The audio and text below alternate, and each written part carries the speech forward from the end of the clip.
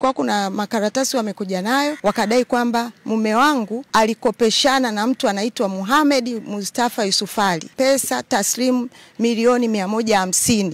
Akamwambia aweke bondi nyumba ili ampe hati ili atakapomlipa pesa zake basi Mohamed atamrudishia hiyo hati.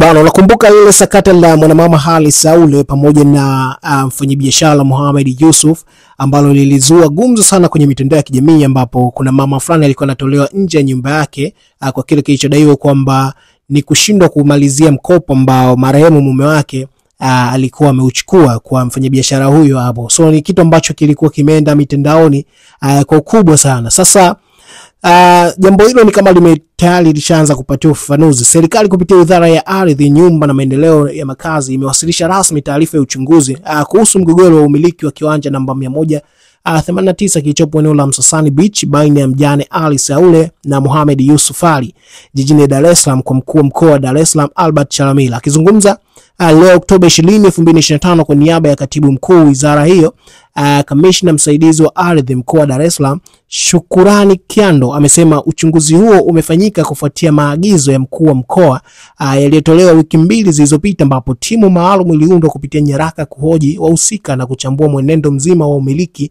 wa kiwanja hicho.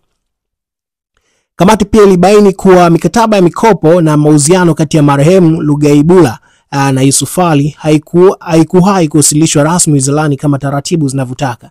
Aidha, shahidi aliyekuwa wakili wa miamala hiyo alikiri mbele ya kamati kuwa marehemu Lugaibula ndiye aliyekuwa na ratibu mchakato wa kupata saini ya mkewe Alice, ingawa baadaye hakurejesha nyaraka hizo kwa ajili ya uthibitisho.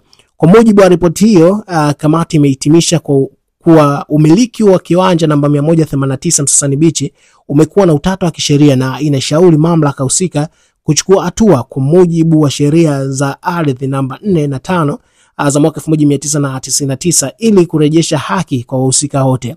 Nikinukuu, amesema tumeona umuhimu wa kutoa taarifa hii kwa umma ili kuweka wazi na kuondoa mkanganyiko kuhusu nani mmiliki halali wa kiwanja hicho.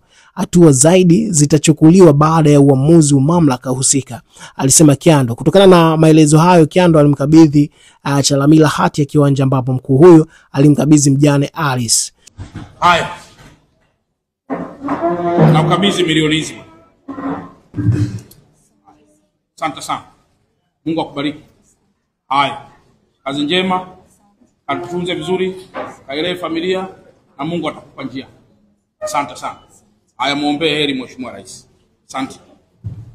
Haya jamani, nawashukuru sana. Kama mtakuwa na mambo machache, nadhani yote yamefuatia.